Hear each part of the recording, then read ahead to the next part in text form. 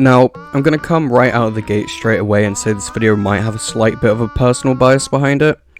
I've been playing Destiny since The Taken King came out all the way back in 2015, so it's fair to say that I'm pretty familiar with both the highs and lows of the franchise. Also, admittedly, I haven't played The Edge of Fate for myself. I watched the playthrough because I was skeptical about it from the start, so I didn't really want to waste my money on something I was only going to play a few times here and there without any real commitment. For me, the story ended with the defeat of the Witness.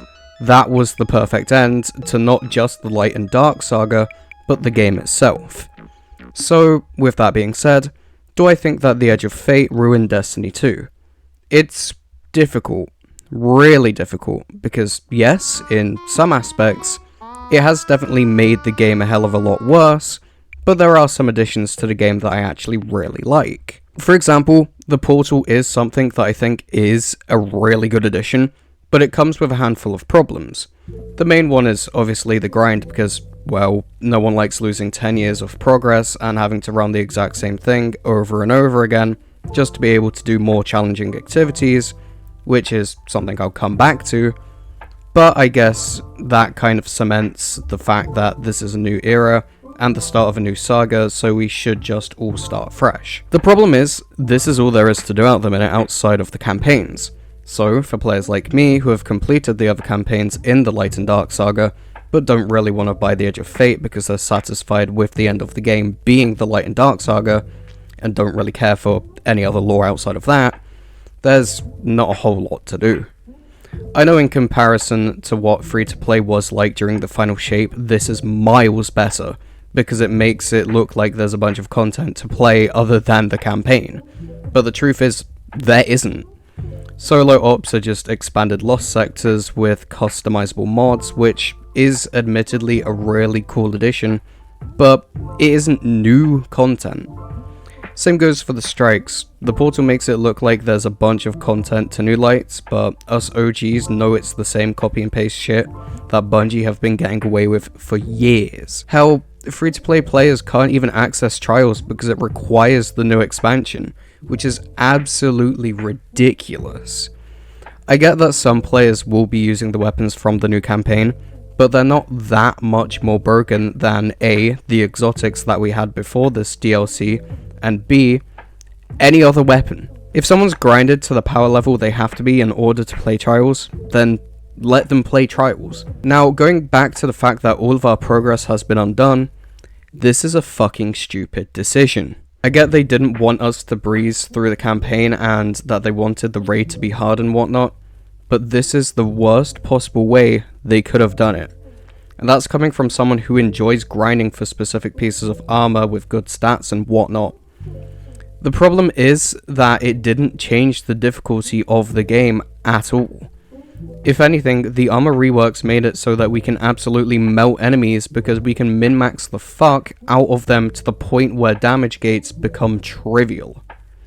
There's a reason everyone's running Prismatic Grapple with a 1-2 punch shotgun and something that debuffs enemies at the minute, and that's because the damage output is absolutely ridiculous. So ridiculous in fact that people used it to one-tap Atheon, who is a raid boss, might I remind you.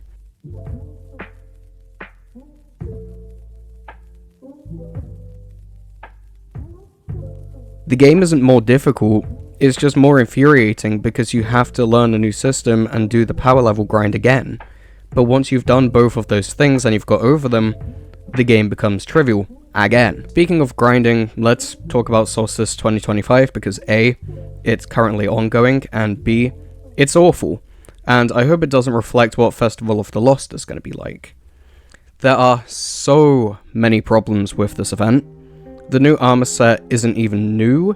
It's somewhat redesigned mismatch of the armor set from Solstice 2019 and 2020, which is only made worse by the fact they're trying to actively hide this information from the new players, because you can't purchase either of these sets as ornaments from the Eververse. Not only that, they didn't bother bringing back Bonfire Bash, something that players would happily grind to get the new armor and weapons, because it was a seasonal activity that didn't feel like anything else in the game, except maybe Gambit, but no one really cares about that. Hell, Bungie doesn't even care about it, considering they don't have a space in the portal. That's the hilarious thing to me, actually. They always whine about the things taking up too much space, which is why we used to get sunsets, but they constantly neglect Gambit year after year, season after season. Just take it out of the game at this point and replace it with another raid or Sparrow Racing. Imagine if we got 2 raids in a year, that would be awesome. So to answer the question, did the Edge of Fate ruin Destiny 2? Yes, it did. For me, at least, and I'm sure it did for many other people too. From what I've seen, the general consensus is that the campaign itself wasn't all that good and added barely anything to the narrative of the game. Why should we care about Lodi? He's just another Shohan that we'll probably never see again except for some seasonal content later down the line, like what happened with Sloane in Season of the Deep. And, you know, that's if we're lucky. I know narratively that he's supposed to be this significant character because he's speculated to be Orin's successor as the Nine's Emissary, but who the fuck cares?